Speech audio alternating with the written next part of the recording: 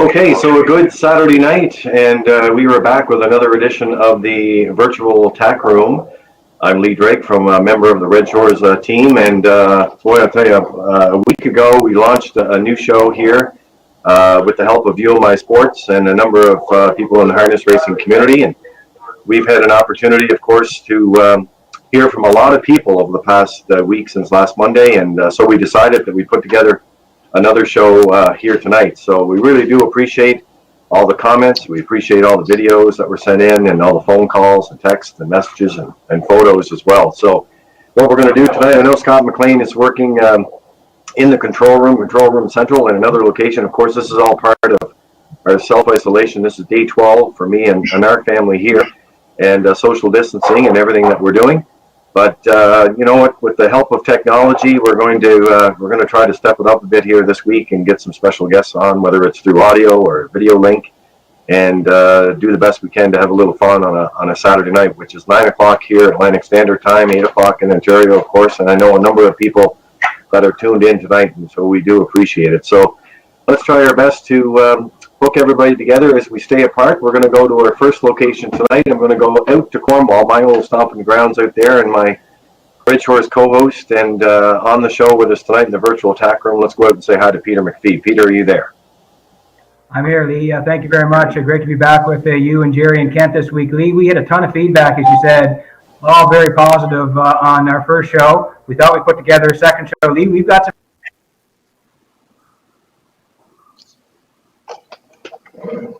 Looking forward to show number 2 after the first show being such a success. All right. Well, thanks very much. And I know we're now going to go just not far from me down the street here and another location, another broadcast location, and that is Island of Racing historian Jerry McCabe. Jerry, are you there? I'm here, Lee. Good to see you, and good to hear you're doing well. Your isolation is going past, and we're all stuck in semi-isolation here these days, so we're going to make the most of it here tonight in the virtual Tack Room, and looking forward to another trip down memory lane with some special guests along for the ride. All right, we are looking forward to it, no doubt about it. Kent Oakes joining us on the line again this week after our kickoff show last week in the virtual Tack Room. Kent, are you there? Yes, I am, Lee. Hi, folks. Good to see you all. Yeah, it's great to have you. We're going to kick off with our opening quarter here tonight in our race segment and some great videos. And I think through the magic of technology here, we have him on the line from all the way from Ontario tonight, and that is the one and only Mr. Ohomie, Gary McDonald. Gary, are you there? Yes, sir. How you doing? Doing good, Gary. We're doing great. Yeah, we're doing great, Gary. You know what? We're just so pleased to have you tonight, and I know that you gave me a call last Tuesday, actually, after the show, and you had a chance to see some of those great memories. And you're going to be part of the first segment here tonight. We're going to take you back to 1993 with the Dairy Queen final that you were in with Dexter's Jane. And, well, Jerry McCabe is going to take us a little trip down memory lane here for you. So here we go. Okay, that year, Lee, the 1993 Dairy Queen Futurity Final for 2-year-old pacing fillies. The purse was $50,200. At that time, it was the richest race ever held in PEI, and the richest race of the season in maritime racing that year. They held the eliminations the week before on the end of Old Home Week, and that was kind of a first as well, help boost make the Gold Cup Saturday card the highest wager ever in maritime history. And coming out of those elimination races, the 2 winners were Magic Dexter, her 8th in a row for trainer-driver Ralph Anir, and Dexter's Jane for trainer-driver Earl Smith. Now, Earl happened to qualify another filly of his own that he co-owned with Tom McPherson, Pillar of Strength. So for the final, Earl had to drive his own filly, so he was in need of a catch driver, and of course Gary McDonald got the call. Gary was the leading driver in the Maritimes that year again, 1993, for the second time. Always one of the perennial leading drivers and leading catch drivers, so a pretty good call. It was a very nice field that was assembled. 9-horse field came together for that final. They were Jackie B. Nimble with Dave Carey had the rail. Gary left in the 2-hole with Dexter's Jane. Sail of the Century and Clarkie Smith left from 3. Pillar of Strength and Earl were from the 4-hole. First Quest and Jill's Barrio. Magic Dexter and Ralph Anir were the favorites from the 6th post. Ashton Dexter and Elton Miller. And the trailers were Ari's Lois for David O'Brien and Lonesome Alana for Vaughn Doyle. Paris Dexter had 4 fillies in that race, and the favorites going in were Dexter's Jane, of course, and Magic Dexter off her 8-race winning streak. So I wonder, Gary, if you could just tell us a little bit before, we are going to play the video of the race here, but just give us a little bit on your thoughts of that great memory of '93 in the Dairy Queen final. What was it like, and on that night, what can you remember about it? It rained. The track was a bit muddy. Ralph's mare was the favorite, but Clarky Smith's mare I thought was one of the best ones that night. And I probably started out with a plan, but it didn't work, so we had to change it. But at the end, it worked out good. Earl's other filly ended up to be the one to beat. We were in a photo. Now, you remember you left from post 2 that night, Gary. Did you think later on in the race that you had a shot to catch Earl? I was caught in for a while. I didn't think I was going to catch him, but I was looking to be second anyway at that time if I get loose. But she finished real good, and we ended up right together at the wire and couldn't tell who won. You said something to. Didn't you make a comment to Earl after the wire? Tell us about that comment. Well, when we went under the wire, I looked over. I said, "Who win?" He said, "It don't really matter. We get 75% of the purse." So I guess you couldn't lose. You're either going to be first or second, right? So, and guys, you can jump in with any other questions here, but I wanted to ask you, Gary, we noticed, and you mentioned about the bike. Now, tell us the story about the bike you were driving, and a little bit about that, because you weren't in the elimination, of course, and Earl had called you, but tell us the story on how that all unfolded. Well, I had a best job, Bredor bike, and they were a pretty good bike, and they were just kind of starting to come around then. I was having quite a bit of luck with it. So Earl said, "I'll put you down to drive that mare in the finals. I have to drive the other mare." He said, "Bring that bike with you when you're coming." So he knew and I knew that bike would help one pretty good for the first time. And where'd you take the bike from? I had it in Truro. I was just over there racing. I brought it back with me. Gary, it's Peter McKee. Gary mentioned that you had such a great year that year in the Maritimes. What do you remember about winning so many races that year? Oh, just doing a lot of driving. You got to drive a lot to win a lot, and we had pretty good horses that year, and I got to drive quite a few good horses that year. Mm-hmm. So good horses win races.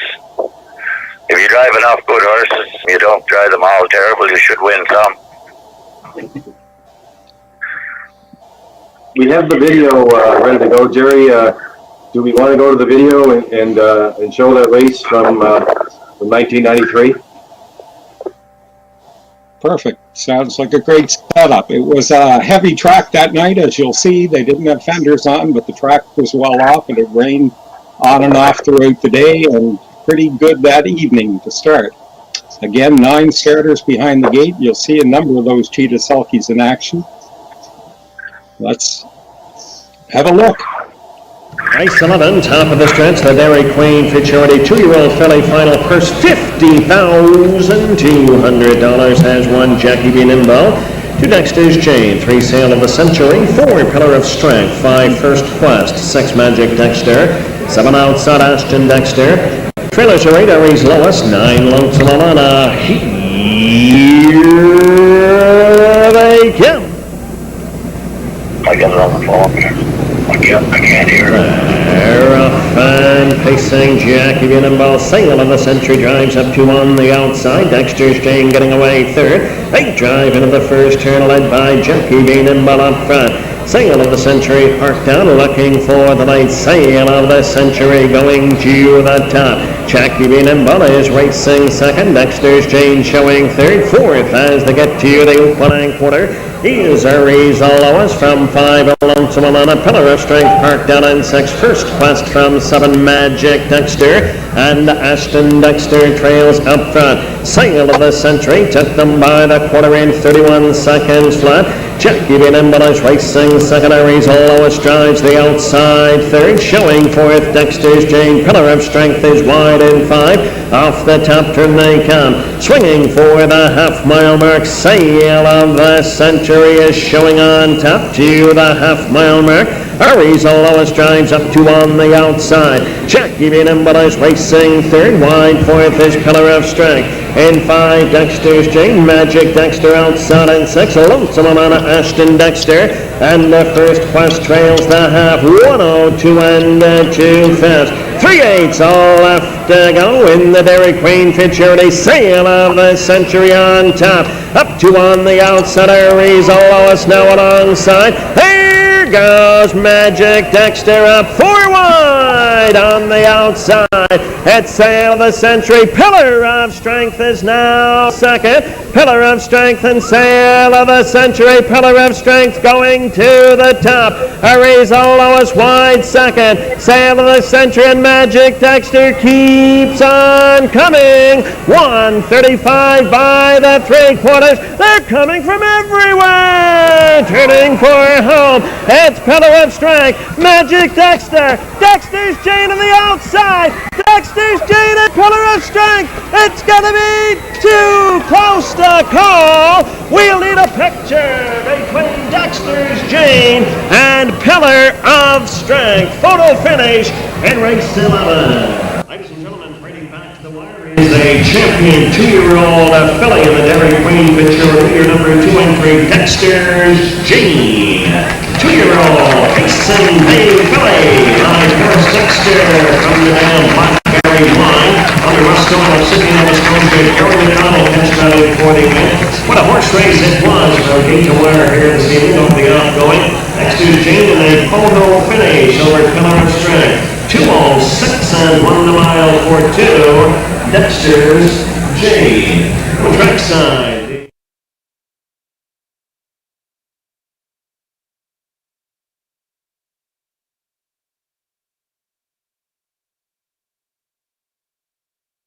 May be wrong, but it looked to me that you wanted to make a move for the half, and Earl was coming second over, so you decided to stay put. But the trip worked out for you. Well, I was in the wrong place for 3 times, but the mare raced real good. But I got a bit of a disease with being first up, so. And I thought Clarky's mare was one of the best on the front, because she had raced real good before that. So I thought she'd take me to the top of the stretch. But it worked out. I got through the middle, and the rest was history. But, I probably should have been first up to make sure I was out, but we had the right outcome when it was over anyway. That would be the richest race, Gary, that you would have gone for at that time in the Maritimes, 50,200? Oh, for sure. I think there was the same year, I think Steve Mahar probably won in Moncton for 60,000. That's how much money was around then. If you put that kind of money in today's dollars, it's pretty unbelievable. We went for that kind of money then, right? I think I win before that at Truro with Opinion Tray. She went for 25, and that was a big thing. At that, George Canning paid 10%. I remember my check was 1,200 and something. I remember that quite plain. There was such a great crowd there, Jerry, too, in the winner's circle that night when Gary came back to the winner's circle with Dexter Jane there. But that was an incredible memory there, and seeing history being made, and those horses finishing 1-2, and what a finish it was.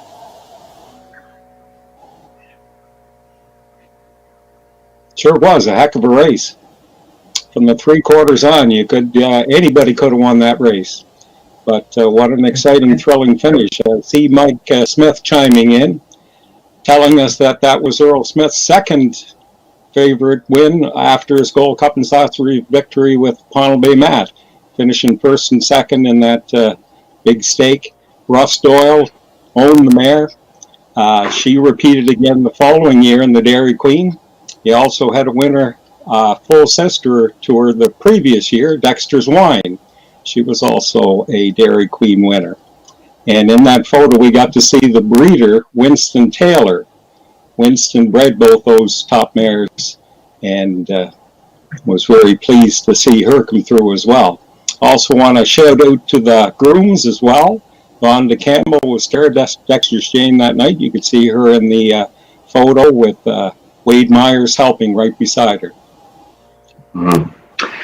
Well, it was exceptional. Now, Gary, we got you on the phone here. We do have another race before we let you go. And this is a race when we chatted back on Tuesday that actually it really meant a lot to you. And that was winning the Wall Hennessey Memorial in 2018. And Peter, you were working the desk that night. You remember that race quite well. Certainly do, Lee. And I'll get Gary to weigh in here, of course. Gary, you had the rail that night with Jack Clubs, but Gary, I was reading a story earlier this week by Paul Murphy, and he said that Wall Hennessey meant a lot to you. What did he mean to you growing up around the game? Well, Joe Hennessey and I were always good friends, but Joe was pretty good, awful good to me when I was young, starting out. And, he helped me out. He was put me on some good horses to drive. And when the boys, before Wally got his license and Jody be away or something.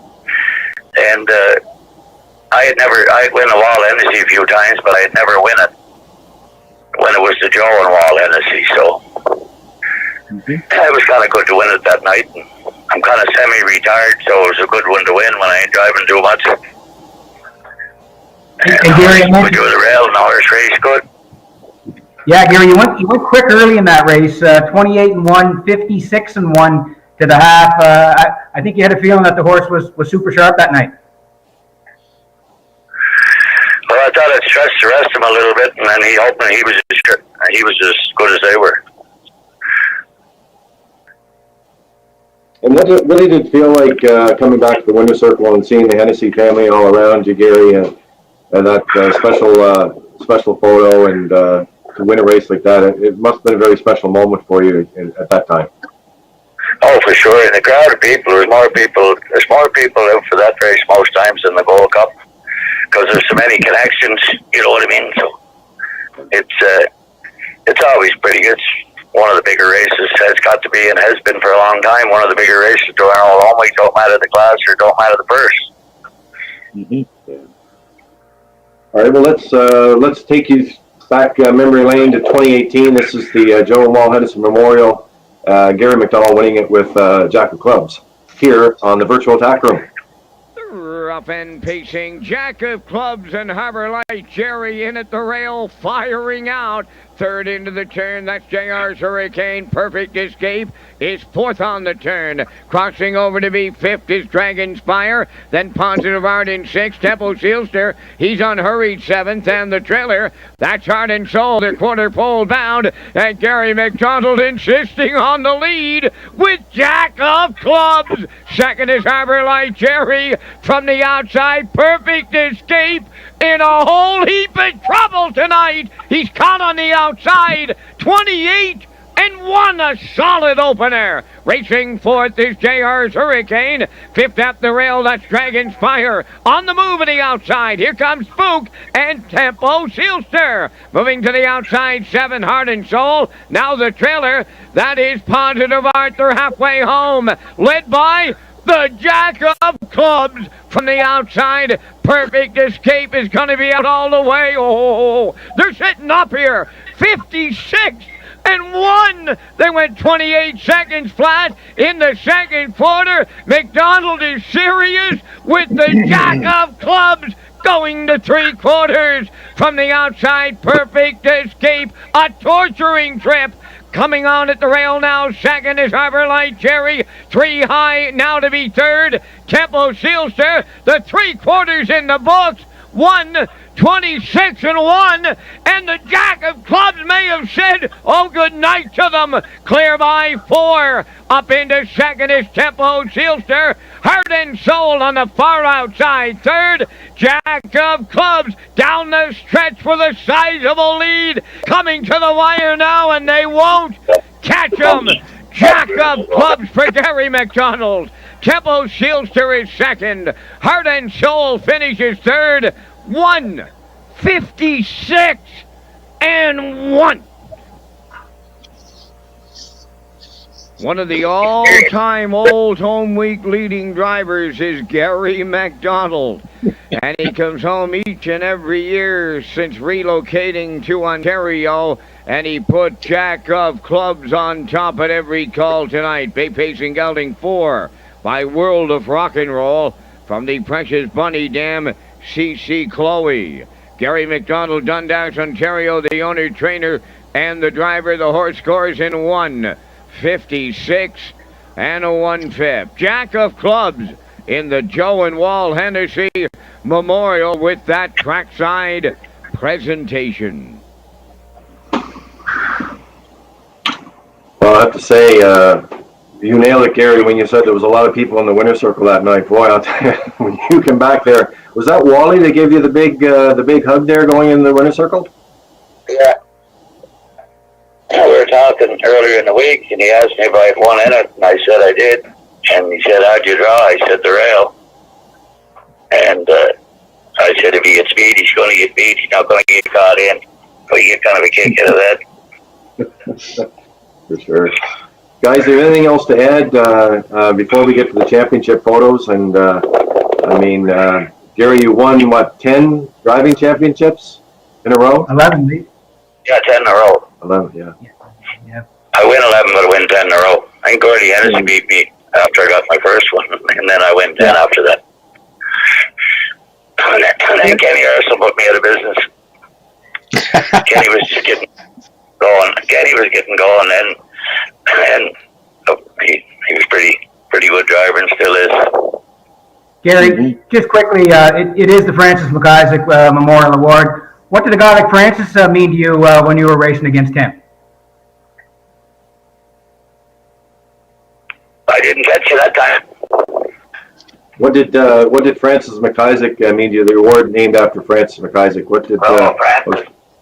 I worked for Francis when I was young. He was a real good friend. After that, he kind of changed the style of racing in the Maritimes. Everybody raced till the meet was over, and then put them away for the winter. He just loaded the truck and went where they could race. And work didn't bother him, and the more he raced, the better he liked it. So it was just kind of, he was just kind of a good fellow and a good friend. So I think we're going to move, just before we let you go, Gary, we have a couple of photos here that we're going to walk through. Jerry, you can give some background on this for Gary. And but the first photo we have here, I believe is this the Air Atlantic one, Jerry? Yeah, the Air Atlantic Driving Championship. They had in the early 90s with 7 maritime drivers, and Richard the Cat Simard came in from Quebec at that time to compete. So we have Earl in that Smith, photo Stevie Mahar, Paul McDonald, Richard Simard in the middle, David Carey, Gary McDonald, Jody Hennessey, and Danny Romo. What do you remember about that particular competition, Gary, if anything? Not a great deal, to be honest. I think it might have been a one-night thing, maybe that one, was it? Yes, it was. Correct, yeah. Yeah. I remember of it, but I don't remember a whole lot about it. But I remember Simard coming down, and that, but like how many races we drove at that time, I don't remember. If it done any good, I don't remember. I couldn't have done any good, I wouldn't remember. Yeah, you did a great job with a lot of them. The next photo we're gonna show for the viewers here is the competition. Gary, this would have been between Sackville and EPR. and we'll take you through the names on here. In the photo, we have the Pinckneys, Phil and Dave Pinckney. There's yourself, Gary McDonald, Gary Daniels, Marcel Barrio, Willard Carr, Wally Hennessey, and Stevie Mason. And that addition between those two tracks, what can you remember there? Well, at that time there was 4 people from each track, and we went to St. John, they come to Halifax, we went to Charlottetown, we went to Sydney, and there was 4 from each track. They always alternated around different tracks, and there was a lot of interest at that time, and a lot of people followed it at that time. You know, it was pretty interesting. It was good to be in. The track sponsored us to go around. I remember Dave and I and Phil and Gary, and it seemed like a Spook for a while. I don't know if we had 2 years or not, but Spook made some trips, Paul McKenzie, and Henry O'Donnell drove us around. He was in care of looking after us, getting us there and getting us back. That'd be tough sometimes, wouldn't it? They were great fellas, you know. There's all good drivers, a lot of good drivers. We didn't get a lot of good stock to drive sometimes, but they made a good job of what they drove, and they were hard to drive against. Like, every time you drove against Phil Pinckney, it was a learning experience. Didn't matter where it was. I always thought, anyway. Mm-hmm. Well, you know what? Some great photos there. You know, I know that we're going to move on to our next segment here, but Gary, you put a lot of miles on. I know you and Earl Smith traveled together for a lot of times from track to track to track over the years, and you've always, you know, we always look forward to having you home during the big week, and I know you're in Ontario now, and we just really want to take the opportunity to thank you for joining us tonight on the virtual Tack Room on this show, because it means a lot, and we hope you enjoyed it as much as we did. Thanks for having me, and it's a great show, and it keeps going on. It gives people something to do when there's nothing to do. All right. Thanks very much, Gary. All right, good. Take care, Gary. Thanks, Gary. Thank you, Gary. All right. So I'm going to move along to the segment here, and we're going to be coming up to our next segment here. And boy, I was really looking forward to this segment throughout the week. And I'll get Jerry and Kent to set this up here, and I believe Scott, do we have Mike Campbell on the line now? Yep. There he is. Okay, great. So our next segment coming up here, it's all about the Miracle Mile. And back in this day, of course, Peter and I, we would have been around, 15 years old, Peter, 14, 15 years old. And I'm going to turn it over to Jerry and Kent here to set up the Miracle Mile. And the first one, of course, happened with Clipper Sealster in Fredericton Raceway, and Mike was in that race. Over to you guys. Thanks, Lee. Just setting things up, the chase for the Miracle Mile or sub 2 minute mile in the Maritimes was well in progress for 10 years by the early 80s. Andy's son in October of 1971 in a match race against stablemate Gons Butler ended up recording the first 2 minute mile over Exhibition Park Raceway. All White was doing the driving at that time. The 9-year-old had come back and won his third Gold Cup that summer. And late in the year, they arranged this match race, hoping to break the track record, perhaps put up a big mile. The track record at the time was 2-3. Gons Butler made a break leaving, and it didn't matter. Andy's son went out and did it all by himself, 2 minutes flat. That record would hold up for over 10 years. Through the 70s, some big chase. Power Baron was awful close to matching it on several occasions. It's in the fifth over St. John track, 2 minutes and 2/5, several miles better than 2-1 over the Moncton track. And probably his best chance came when in the Earl Avery Memorial in 1979 at Woodstock. Stanley Dancer shipped in, Buddy Regan. They were going a big mile, and the skies opened up and there was a downpour after the start of the race. By the time they finished that mile, the track was in mud. They ended up going in 2 minutes and 4/5, equaling the track record at the time. Mother Nature didn't get in the way. Perhaps we'd have a different story to talk about tonight. After that, in 1981, the chase began in earnest. Saul's Pride recorded 2 2-minute miles that summer. In July at the CDP, set a new standard for PEI, owning 2 minutes flat. And a month later, just after Old Home Week, equaled that record and set a new track record in Truro, establishing a Nova Scotia record. The next month in St. John, Doug Caldwell, all the tracks were hoping and looking to get that first miracle mile. Doug Caldwell upped the purse of the Provincial Cup to $25,000, hoping to attract the kind of horses that it would take to get it done. Jimmy Doherty came home that year with a horse called McGarrett N, and once again he equaled the track record of Andy Sun, pacing the mile in 2 minutes flat. So the next summer,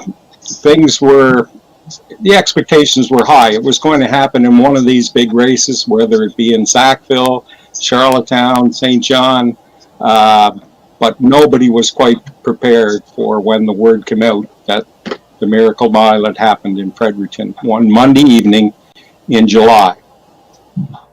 There's the field that Brian Embleton, the race secretary at the time, Brian Embleton actually said the year before, give us a hot day in July and we'll do it right here in Fredericton.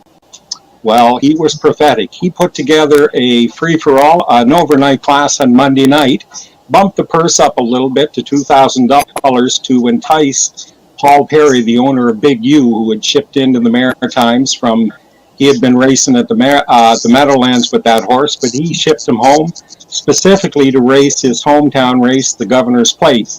He went up and he competed in Sydney, and a few days later accepted the invitation to come and compete against Clipper Sealster, Bay River Miss, Dalby Special, and Ty Gorman in this Monday night class. Clipper Sealster was a bit of an unknown, a half-brother to Colombo Sealster, who was well-known in the maritime circuit. He had just shipped in from Montreal, where he had been racing in Mike McDonald's stable. Took a 2-minute record there over Blue Bonnets at the 5/8 mile track, but wasn't really a major contender at that time. Paul Dares owned him and actually purchased him, Colombo Sealster, and 4 other horses in a package from Sealster Farm. He got quite a package at the end of the day. So let's turn it over to Mike Campbell. Mike was in that race that night, and he ended up being the guy chasing Clipper Sealster to maritime history. Yeah, how are you tonight, fellas? Doing good, Mike. Yeah, that was quite a night up there. It was one of those nights that only Fredericton can have in the summertime. You could hear a pin drop, and the air was perfect for a good horse race. You know what I mean? It was one of those, the weather was unreal. Anyway, old Willard Carr, he took the sting out of everybody early. Willard was pretty cagey old fellow. A lot of people that never got a chance to see Willard Carr drive a horse really missed out on something, because he was as good as there ever was in St. John. You know, like guys like him and Jimmy Doherty, they didn't need anybody to take them by the hand, I'll tell you that. Anyway, the little horse I got to drive was a horse called Big Hugh. He raced like Freehold and down through Monticello and some of them places, and he was a pretty nice little horse. But that night there, he didn't crowd. He drew the bushes, so that puts you at a disadvantage right off the bat. If everybody doesn't get away real good, you end up coming, you know, from the clouds, I guess you might say. But actually, Willard was supposed to drive him, but he was hired by the Greek there to drive his horses. So the man that owned this horse, he asked Willard who he should get. He told him he should get me, because I'm right up there, you know. But anyway, I come on a long race to get the deuce, and I was lucky to get it. When you're only beat less than a length in a mile like that back then, she was a pretty good trip. I get nothing but good memories about the whole thing, and it was, like you say, it was a 7-minute mile. An Islander didn't win it, but I'm now to chase the guy that did win it. How's that? Anyway, Great one. Hey, Mike, it's Peter McPhee. Just quickly, going into the race, was there any talk at all about that being the first sub 2-minute mile in the Maritimes? Did you think what might happen that night? yeah, you could feel it in the air, like everybody was talking about it up there. For some reason, I don't know why, because I always thought Power Baron or Joe Smallwood's horse were going to be the first ones to win it, you know, the way they raced. Mhm. And I didn't know how good this horse I was driving was, but he showed he could go enough, but he just run out of racetrack. But, you know, how are you going to knock what Willard did with that horse? There was a lot of guys tried it over the years, and they couldn't do what he did. And you know, Fredericton Racetrack at the time was a clay track. It wasn't a rock dust track, and that old surface was lightning fast. So, you know, I don't know what to tell you. It was a combination of things. But anyway, Willard got the job done. Mike, just talking to Willard after the race, do you remember his reaction at all? Like, how happy was he? What was the reaction after? Who, Willard? Yeah, Willard. Is that Willard was, you know what Willard looked like if you knew him at all. Willard would be going to the gate with you on the backstretch, and he'd look over at 4 or 5 of us there in St. John, and he'd say, "Listen, you punks," he said, "remember, I'm winning this one, so don't get stuck in my way." That's how he talked to you in the race. He was as cool as Clam Willard. He was a pretty sharp old boy. He sure was. I'd like to get Kent Oakes into the conversation here. Kent, what do you remember about that race in Fredericton? Well, I think you know, it was a surprise at the time that race and that horse had beaten 2 minutes. I mean, I certainly remember, you know, traveling around with my brother Wayne and Lloyd Parker and some other people, you know, going to Moncton or wherever. You know, there always was the expectation that, as Mike said, that some of those bigger name horses at the time would set the record. But Mike, is it fair to say that Clipper Sealster really seemed to be peaking at that time? You know how Mike looks after when he gets one train down and races them and stuff. It's never any surprise to me that after coming from Mike, he was on top of his game. I looked the fractions here, just the fractions for the mile, just if you're interested.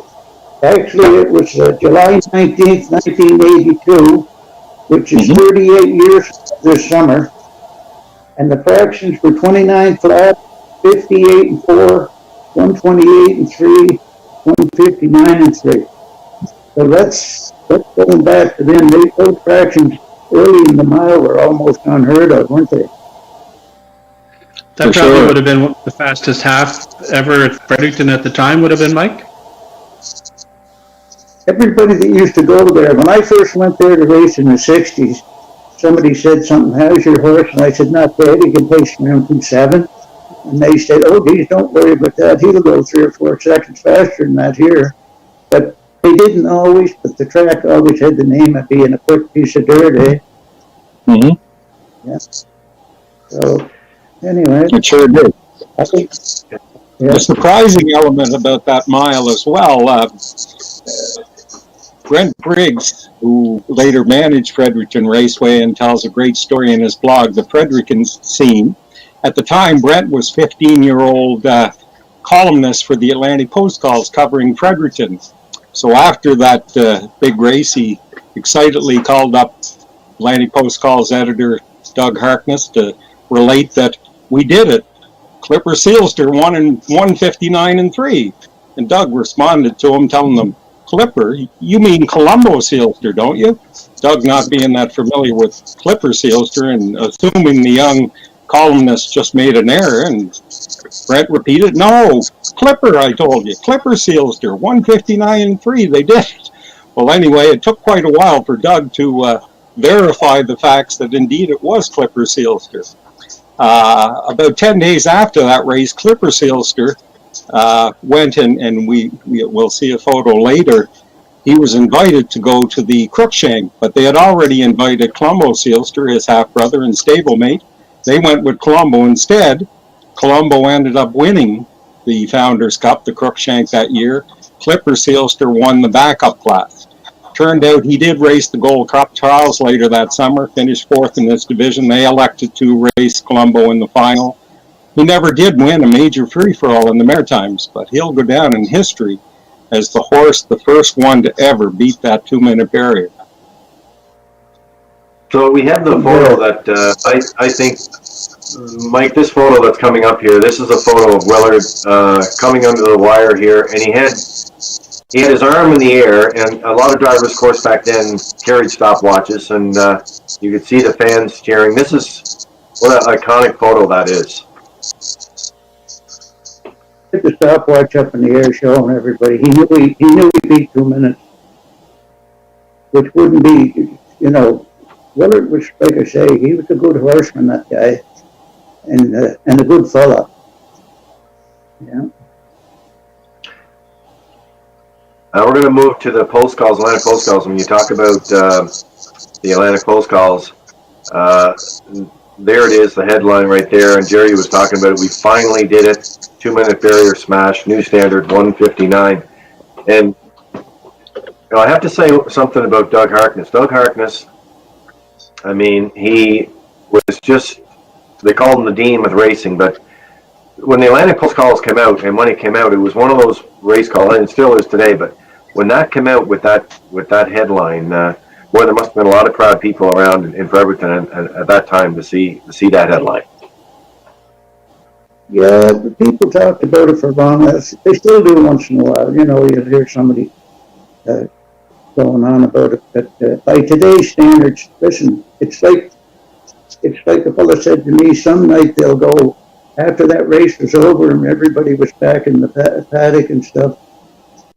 I said, did you ever think they'd go like that here? And, well, I forget who it was right now, but they were standing beside me and he said, listen, some night every race in the program will go that much. And I think they've reached that already around here, haven't they? That's for sure. Guys, anything else to add before we move on to our next segment here? That's the winner's circle shot there. Jerry, is that the shot? Well, yeah. Willard the Whiz car with Clipper Sealster and owner Paul Darius. That's the winner's circle shot after the Miracle Mile at Fredericton, July 19th, 1982.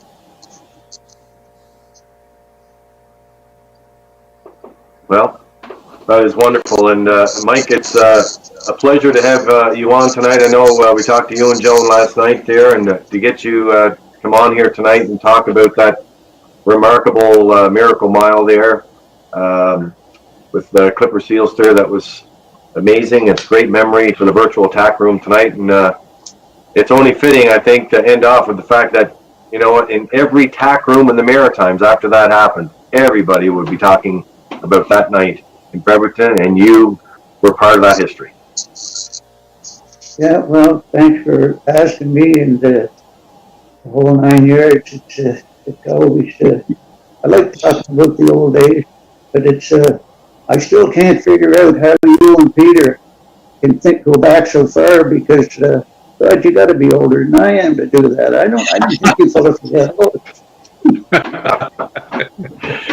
That's a good one. We're not wearing it. We don't have any hair gel in tonight, and we just have to go back to do some research. But we love talking to you guys, and it's not the first tack room we've been in. This is the virtual tack room tonight, but we hear all the great stories, and I love going down memory lane. So what a pleasure it is. Yeah. Have a great night. Yeah. You too. After you hear the story, after you fellas hear the story, you can relate it around like you were there.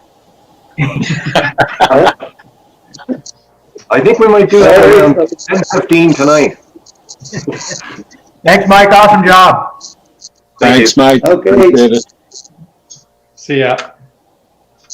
Okay, so our next one here, Jerry and Kent will take you through 1984. Boy, when you talk about nights you'll never forget, or days you'll never forget when it comes to Miracle Miles, This was one here with winner's accolade. Let's set this up. The first PEI's first sub 2-minute mile. Well, as we just heard, the first Miracle Mile in the Maritimes was back in July of 1982, but we had to wait a couple of years longer for the first one in PEI. Not for lack of trying. We had a couple of close calls. Armbor Ultrasonic went a mile in 2 minutes and a fifth after Old Home Week in 82, and in 83, Paul McKenzie and Miracle Report, Maritime bred horse, won the first Gold Cup trial in 2 minutes and a fifth. Almost getting to the barrier, but not quite. In 1984, winner's accolade, his 4-year-old season, George Canning's pacing superstar, was just on an incredible roll. He started off, he set a track record in St. John at EPR in June, 158 flat. He equaled the track record at Sackville Downs in 159 and paced a mile in 58, another track record at Truro to reduce the track record there. When he came to PEI for the Shriners pace at the end of June that year, anticipation was high for the first sub 2 minute mile on PEI. Mother Nature got in the way again. We had an extremely slow track that evening. Instead of going in 59 and 3, winner's accolade won the Shriners pace in 2:9 and 3. Wasn't going to be. Governor's Plate time, he was running out of competition. He was in the middle of a 14 race winning streak. Not a lot of people wanted to race their horse against the Maritime pacing machine. There was only 5 answered the call that night. We'll see. Winner's accolade, Gemini Risk, Silent Class, who chased him all year long, finished second, I believe, 14 times to him that year. Special Class with Dave Pinkney from the Webby Stables. Old Time Robbie with Ronnie Gass, and Glenn Reynolds, who had won the Governor's Plate the year previous in track record time for Jody Hennessey.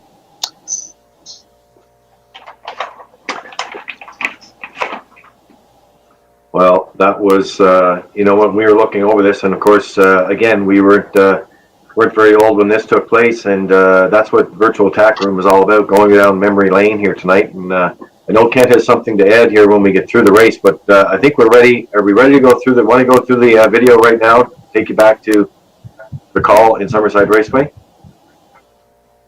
Here they go. They're off, and Gemini is quick off the gate. Takes a minute there. Winner's accolade racing second. Up the rails, third is Silent Class. Glenn Reynolds fourth. Old Time Robbie on the Special Class trails. They go by the 8th. Gemini Risk on top. Has it by 2. Winner's accolade racing second. Silent Class sits in 3.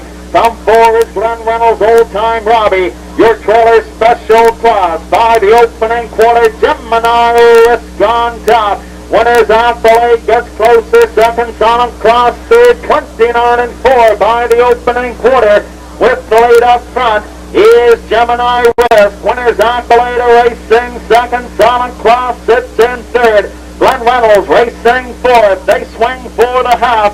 It's Gemini Risk on top. Winner's accolade racing second. Third is Silent Class. Glenn Reynolds, Old Time Robbie. Here comes Special Class from the back. A race by the half. Gemini Risk. Winner's accolade now to the outside second.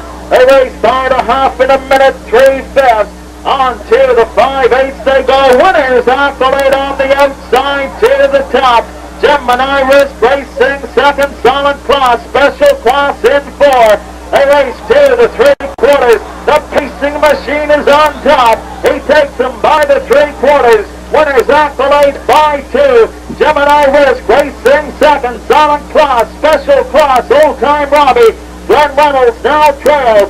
1:30 and 1 by the 3/4. They have an 1/8 of a mile left to go. It's winner's accolade. Here comes Gemini Risk back to the outside. They have an 1/8 of a mile left to go. It's winner's accolade. Gemini Risk coming on the outside. Gemini Risk outside. Winner's accolade is on top. You win the Governor's Plate. Gemini Risk second. Silent Class. Special Class. Old Time Robbie on the Glenn Reynolds for third. Of the race 12, the 1984 Governor's Plate. Ladies and gentlemen, he's some kind of racehorse. He's now won 18 of 20 starts here in the Maritimes this year. He owns track records at Halifax, Truro, and St. John. And tonight, winner's accolade, 159 and 2. Ladies and gentlemen, that track side is the owner George Canning, and Doug Walsh tipping his hat to the fans here at the raceway. The first mile ever paced would have been 2 minutes on Prince Edward Island, and he paced his last half in 58 and 4. He is a pacing machine, and he now owns Summerside's track record, 159 and 2. How about Well, you know, I had the pleasure this past Old Home Week to talk to Doug Walsh, and I actually sent Christine a note earlier today saying that this feature was going to be on tonight. But, you know, when you look back on something like that, the crowd, Peter, you mentioned the crowd before too, the crowd there that night, and the how appreciative they were of the pacing machine. Lee, I can't believe the cheer that night. I mean, if you grew up around harness racing in the Maritimes during that time, which we all did, and everybody who's watching tonight, winner's accolade was the horse. No matter where he was, you paid attention. And Lee, when he won that night, coming back to the winner's circle, the cheer he got in Summerside was unbelievable. You heard the audio there, and well-deserved for this guy, because Lee, he really was the pacing machine, and he proved it that night in Summerside. And Ken Oates, you know a lot about that night, and how special that really was for Summerside at that particular time. Certainly for Summerside and for all of Prince Edward Island, for sure. As Peter mentioned, I mean, the reception from the crowd was amazing, and how excited everybody was. But it's probably fair to say that the first 2 minute mile in PEI probably meant more to the late Bob Dewar than anyone else. Bob Dewar was on the right of that photo that we saw there.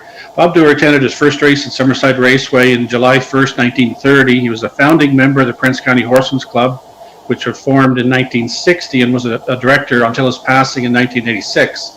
Over the years, Mr. Dewar served as president, director, general manager, presiding judge, owner, driver, and was rightly known as the father of winter racing on PEI, having organized the first winter race program on PEI at Summerside on December 19th, 1970.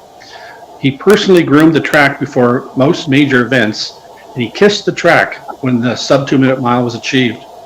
Bob Dewar was a true bill in PEI racing. Each year we correctly honor his memory with the 3-year-old pacing colt event as part of the Island Breeders Series. And I know we all look forward to hosting that event again in 2020 when we resume racing. Well, I know that the current track announcer, Vance Cameron, always has great things to say about Bob Dewar and the history of that. And again, a segment, I must say, since we started talking about this show earlier in the week and putting segments together, and Jerry, also a shout out too, I'll let you handle that, about, you know, tracking down some of these great photos and the video to find, because they're not easy to find when you go back to 1984. No, definitely. We've been very fortunate, myself, over the years, the number of people that have provided. We mentioned there, Kent mentioned about Bob Dewar getting down and kissing the track proudly, that this is one honor they can never take away from Summerside Raceway. There's actually a photo of that somewhere that I've been chasing down, not successfully yet, but I will be. Just a little earlier this evening, Brent Briggs sent along the program page for Clipper Sealster's Miracle Mile. We were chasing that down the last couple of days. I didn't get it in time to use for the show, but people are great to share what they have, the wonderful history. Also a shout out to Mike Ellsworth. We had to do a quick look to find that Dexter James clip.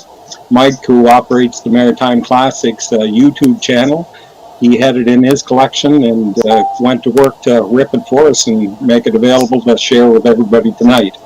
So we're awful grateful to everybody in the community to share what we need to share here in the tack room. All right. Well, I will say that that was a really neat piece to do tonight, and boy, it's like any tack room. The time just flies by when you're having so much fun, and you know, you meant to go for like 15-20 minutes, and now it's close to an hour. I will say I'm checking down. You'll see me checking down quite a bit, and I know Scott McLean with Universal Mu and my Sports. So many people watching tonight and commenting, and we just want to say thank you very much for doing so. This is an opportunity for us to get together when we have to stay apart and share some great memories and some great stories. And I believe we have Mark Campbell now ready to go. We speak of Summerside Raceway, the king of island racing. We just celebrated him, the driver of the decade, not that long ago. And we have him in his house along with Natasha and the family there in Winslow. Mark, can you hear us? Yeah, how you doing, guys? Hey, Mark. Good, Mark. Welcome. Thank you. Mark, the first thing we want to ask you before we go to the race here, first of all, how are you and your family doing? And I know it's day 12 for us, me and my family here. How's Mark Campbell and Natasha and everyone doing in your household? Yeah, we're making it. We're doing okay. We still we have a pretty good sized yard, so we get them outside, get a burn off a little bit of energy. But if we can make it through this, we can make it through anything. Yeah, exactly. All right, Peter, over to you. Yeah, Mark, thank you very much for coming on. And again, congratulations for being driver of the decade, well deserved. And Mark, we brought you on tonight to talk not only about the Socket Away, but about your career in general. Well, we're going to start with Socket Away because he was named Pacer of the Decade recently. And we're going to take you to a race shortly here in Summerside. It was the Joe O'Brien Goal back in 2018. But Mark, first of all, just tell us about Socket Away. Not a very big horse, but a pretty big heart, I think. Yeah, we can go back a while. Like, the first time I seen him was actually at Dusty Lane Farms at Ronnie Gass's, and I really wanted to buy him as a yearling. I tried to find people to buy him. I think we were actually the underbidder on him. Reg McPherson, and then bought him. And I just got a chance to drive him. Actually, the first time I sat behind him, Kevin McLean called me and asked me to train him. I think we were going a mile around 220. He had a couple other ones to go with as well. And right then I was like, yeah, this horse is pretty nice. And I actually heard before that because Bo Ford was out helping them out a little bit in the springtime. And he said, that colt's a nice horse. And then probably a couple weeks after that, Kevin trucked him in to train at Charlottetown, and I got to sit behind him. Even in a mile and 220, I knew I wanted to drive him that year for sure. Go ahead, Jerry. He had some kind of career, Mark. Did you have any particular highlights with him? Any great wins? He set the maritime record as a 3-year-old when he paced 154-year-old home week for 3-year-old geldings. Tied the track record up in Summerside for earlier that summer, and was just almost unbeatable that 3-year-old season. What were his best qualities, other than, of course, speed? He was very handy. He could race, as you can see throughout his career. He could race from the front. He could race back. He could race parked out. He really did love to chase horses. And a couple of races that I think, probably one of the ones that stick out the most for me was when the Maritime Breeders as a 3-year-old. I think we drew the 8-hole, ended up parked every step, and just cleared going up to 3/4 pole and kept opening up. And then the Island Breeders where I almost got him beat, where he just at the last minute he stuck his nose out and kept the streak going for the whole stake season. But just every time I got to drive him, I had so much confidence in him, and that it just made my job really, really easy. Mark, I wanted to ask you, Reg McPherson's had some great horses over the years. Kevin McLean, you've worked with that owner-trainer combination before. When you stepped on the track with Socket Away, did you ever feel any pressure with him, with a horse that was performing like him, and or what was it like to actually how he performed when you put him behind the gate?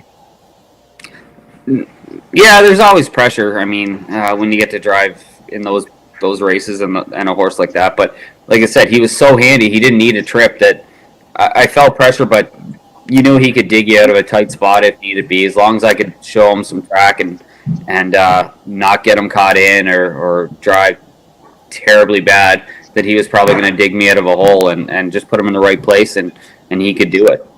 But yeah, I mean, the farther we went in the season, yeah, you get that, you feel the pressure to keep the streak going. But we've been there before, and you just kind of handled it. And with a horse like him, it was all good. They did a tremendous job, because I don't know if anybody knows, but he wasn't the soundest horse in the world. He had bad feet, he had foot problems, and there was a couple times where we were, he was scratched out of North Sydney, I believe, and that was because of the foot. But he just kept coming back and battling back. I had a lot of admiration for him. He was a great little horse.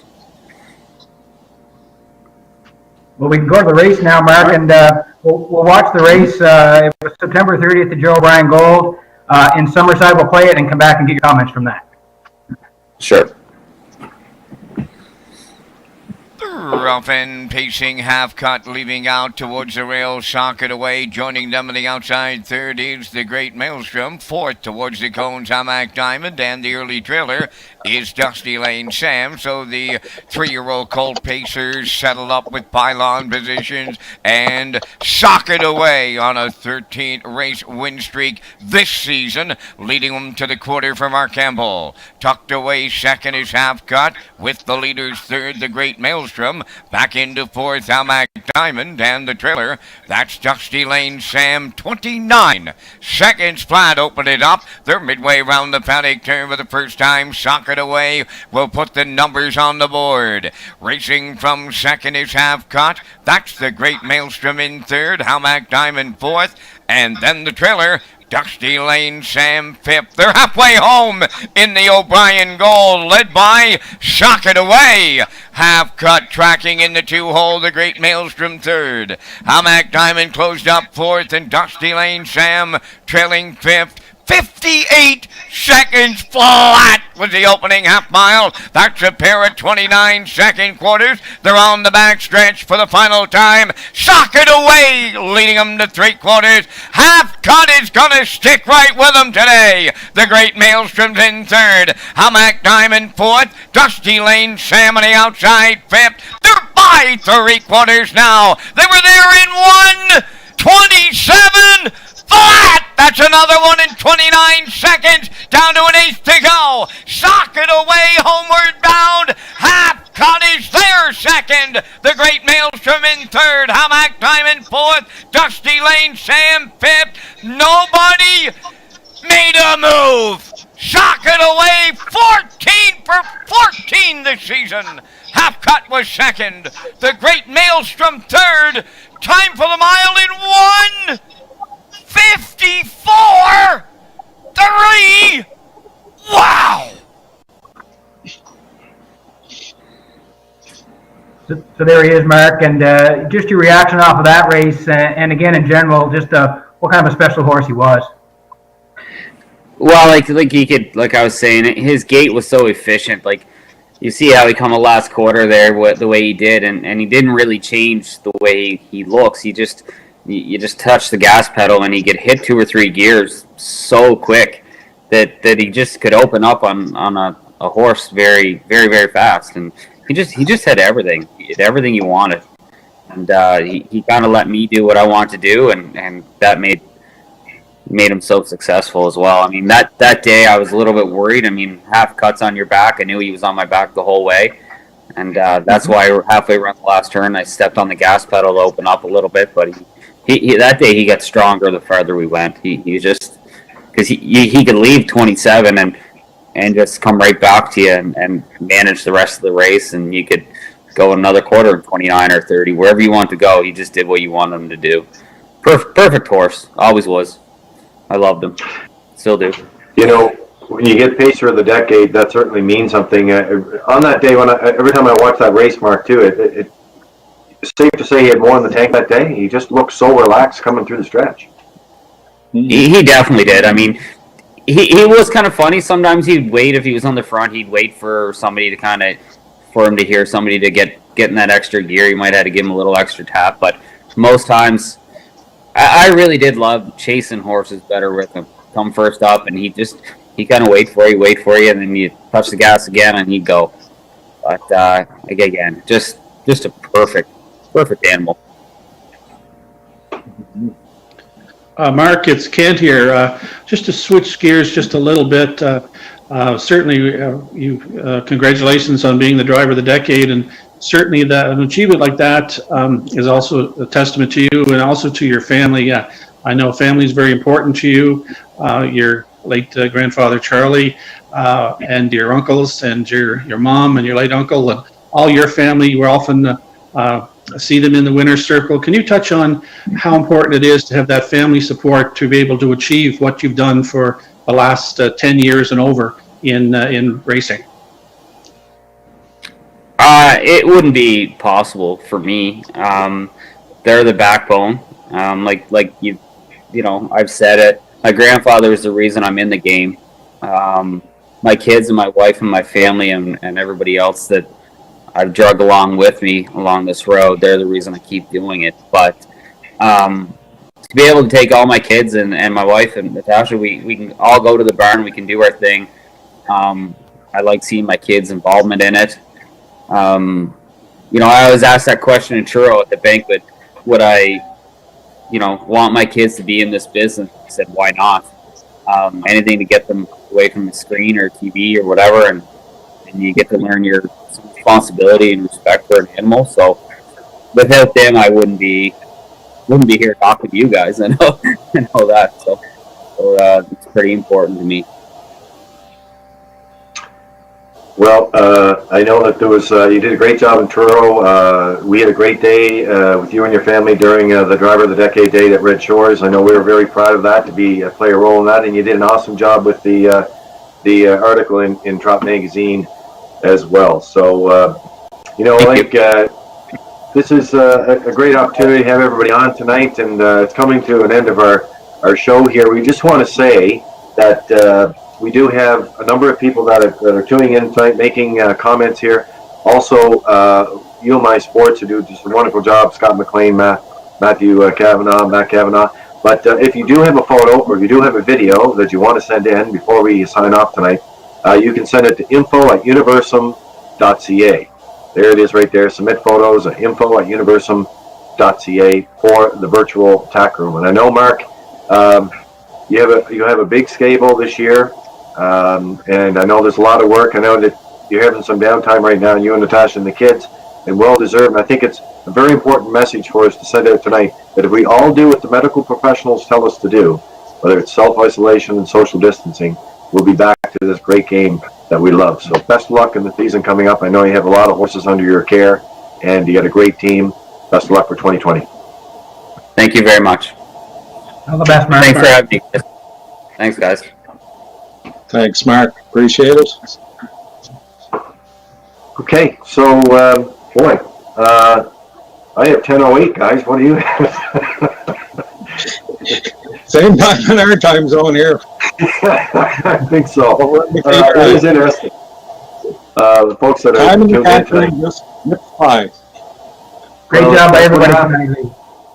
Yeah. We look forward to it. So, Ken Oakes, thanks very much for joining us, and I hope everything is going well with you. And again, another great show tonight. Thanks for being on the virtual tack room, which you helped create. Well, thank you, Lee. And I just want to mention, we're correctly recognized in Socket Away as the Atlantic Bred Pacing Horse of the decade there. But, you know, when you run down the horses that were second, third, fourth, and fifth in that Proven Desire, the Rev, Untouchable One, Touch of Lightning, tremendous recognition of the quality of maritime bred horses, and by 5 different sires. And I think that really shows the quality product that is being produced in the Maritimes right now. Yeah, I want to do a shout out to Nick Oakes, who did a great article with his piece each and every week in the Guardian, and you know, talking about different horses and what they mean to the sport, and getting some great quotes there. So Nick, great job on that. Peter, over to you with some final thoughts tonight out in Cornwall. Lee, I was very, very pleased with the show. Thanks again to Gary McDonald, Mike Campbell, who Lee just rocked it tonight. He added so much to that Miracle Mile in Fredericton. Very pleased to have Mike on. So thanks to him and Mark Campbell. Mark doing a great job again. Thanks for him for coming on, and continued success to Mark and family. And Lee, thanks to all the viewers tonight. Great working with all you guys again tonight. All All right, and Jerry, final thoughts to you. It must mean a lot to you to see some of this great pieces of history that you've had over the years coming back to life. Oh, definitely, Lee. I get a lot of excitement and enjoyment out of collecting it, tabulating it, putting it together. But it's even better when you can share it with other people. Our Breeders' Crown displays memory lane on Atlantic Breeders' Crown most every year. Always look forward to it. It's great to have 2 days for people to come in and enjoy some of that stuff. This format is wonderful to be able to share it with people all across the country, some that are watching along in Florida, keeping those great memories of maritime harness racing alive. Doing the virtual tack room, it's just a complete pleasure for sure. All right. I'm going to end off tonight. A special thank you to Scott McLean and UMI Sports as well. But I'm going to do a shout out to my twin brother, Lindsay Drake. We are celebrating our birthday. We'll have a virtual birthday cake, I guess is the best way to put it. But we're going to be celebrating your birthday tomorrow. So I know he's tuned in tonight. So Lindsay, happy birthday to you. And we'll get together again soon. So while we stay apart, we come together with the virtual tack room. And from all of us here tonight, our guests, the hosts, and the production team, thanks for joining us. We'll see you again soon.